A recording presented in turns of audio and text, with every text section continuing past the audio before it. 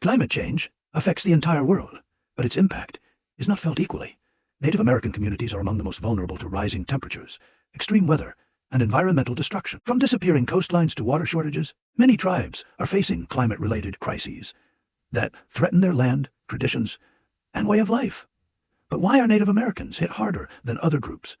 And what can be done about it? One major reason is geographic vulnerability. Many tribes live in areas that are highly sensitive to climate change, such as Alaskan villages threatened by rising sea levels, southwestern reservations facing extreme droughts, and Great Plains communities dealing with intensifying wildfire. For example, the Quinault Indian Nation in Washington is being forced to relocate due to coastal erosion, and the Navajo Nation is experiencing severe water shortages due to prolonged droughts. Another issue is historical land dispossession. Native people were forced onto reservations that were often resource-poor and environmentally fragile. Many of these lands lack access to clean water, fertile soil, and infrastructure, making it harder for tribes to adapt to climate change. When climate disasters strike, Native communities often have fewer resources to recover, as many reservations already struggle with poverty, poor health care, and underfunded emergency services. Climate change is also affecting traditional food sources and cultural practices.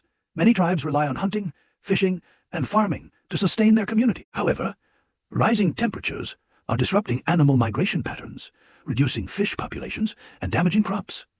For example, warming ocean waters have devastated salmon populations, a staple food for many Pacific Northwest tribes. As Lakota environmental activist Dallas Goldtooth states, climate change is not just about the environment.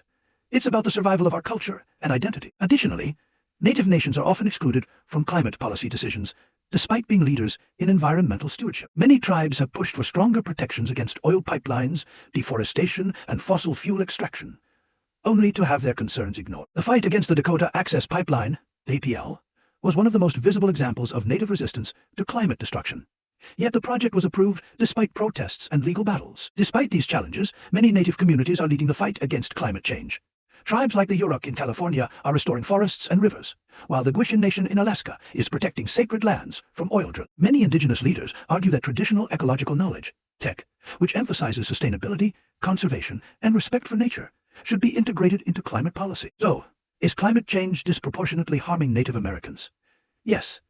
Due to geographic, economic, and political factors, Native communities are facing some of the worst consequences of climate change, while having the least resources to fight back. The real question is, will governments and corporations start listening to indigenous voices before it's too late?